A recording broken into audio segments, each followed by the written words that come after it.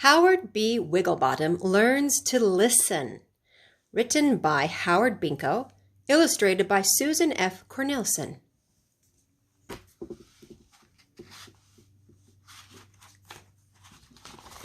Meet Howard B. Wigglebottom.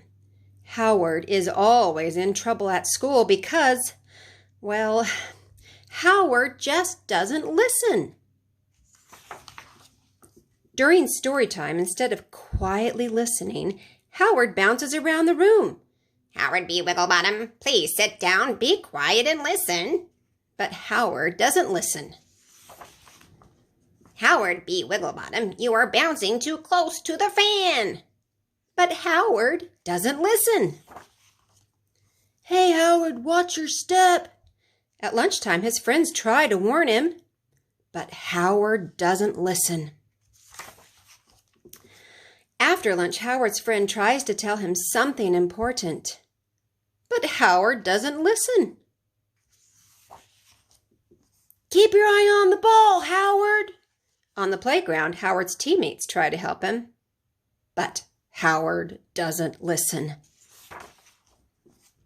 In the art room, the teacher reminds the class, "Kids, try to keep the paint on your paper." But Howard doesn't listen. So the teacher asks him to take a time out. Howard feels sad. Howard does not like being alone and in trouble.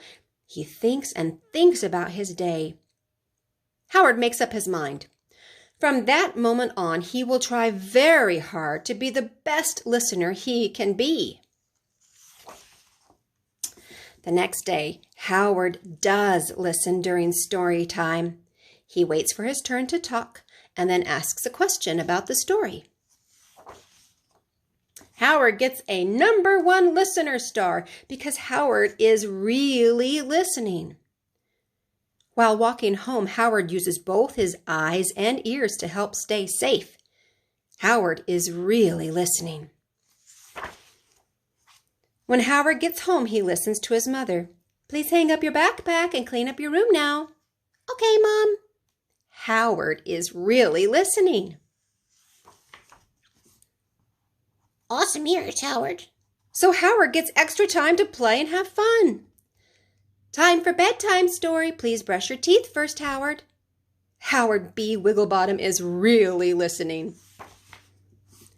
Almost all of the time. The end.